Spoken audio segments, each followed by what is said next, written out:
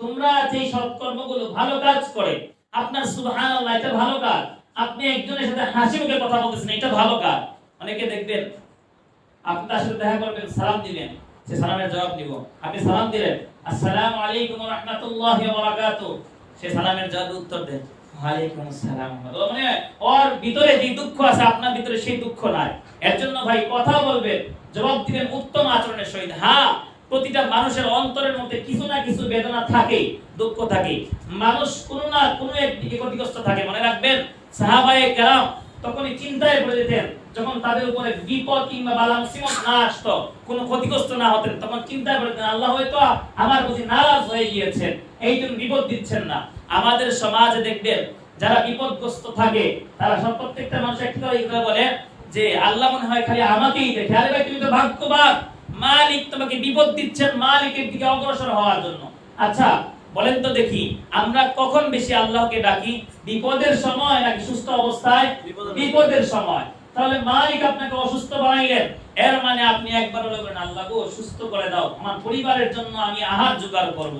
তাহলে ওই যে আল্লাহ শব্দটা উচ্চারণ করলেন, আল্লাহ চায় বান্দা আমাকে আরেকবার ডাক। তোর ডাকের মুখের মায়াগুলো, তোর ডাকের শব্দগুলো আমার কাছে অনেক ভালো লাগে।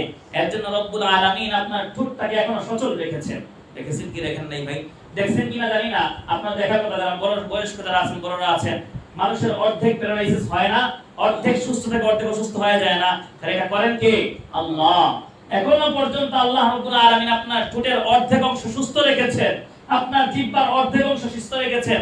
অনেক ভাই দেখবেন ডাক্তার বলে যায় গরুর গোশত খাওয়া যাবে না, মুরগির ডিম খাওয়া যাবে না, কিন্তু আল্লাহ যে এখন আপনাকে গরুর গোশত খাওয়ার জন্য সক্ষম রেখেছেন, এটা কি শুকরিয়ার বিষয় নয়? শুকরিয়ার বিষয় নয়? অবশ্যই শুকরিয়ার বিষয়। এর জন্য প্রতিটা ক্ষেত্রে, প্রতিটা পয়েন্টে আমার পদে বেদে আল্লাহ রাব্বুল আলামিনের শুকরিয়া আদায় করব কি করব না ভাই? করব ইনশাআল্লাহ। এরপরে দেখেন আল্লাহ রাব্বুল আলামিন বলেছেন যে তোমরা তা আল্লাহর নিকটে পাবে, সেটাই হলো উত্তম ও মহান পুরস্কার। আচ্ছা, মাঝখান থেকে আকীদাগত একটা কথা বলছি। আপনারা হয়তো অনেকে বিশ্বাস করতে পারেন রাসূল সাল্লাল্লাহু আলাইহি ওয়াসাল্লামকে শাফাআত করবেন, আমিও বিশ্বাস করি, কিন্তু মনে রাখবেন রাসূল ততক্ষণ পর্যন্ত শাফাআত করতে পারবেন না যতক্ষণ কার হুকুম না হবে? আল্লাহর হুকুম না হবে। যতই বলেন না কেন আল্লাহ রাব্বুল আলামিনের বন্ধু মুহাম্মদ রাসূলুল্লাহ সাল্লাল্লাহু আলাইহি সাল্লাম, কিন্তু ওই সময়ে রাসূলও থাকবেন নফসি নফসি করে, ইব্রাহিম যাবে থাকবেন, ইসমাঈল যাবে থাকবেন, নূহ আর ঈসা আদম যাবে থাকবেন, রাসূল সাল্লাল্লাহু আলাইহি সাল্লাম ঠিক এই অবস্থায় থাকবেন। কারণ ওই দিন আল্লাহ রাব্বুল আলামিন হয়ে যাবেন কাহ্হার, লিমানিল মুলকুল ইয়াউম লিল্লাহিল ওয়াহিদুল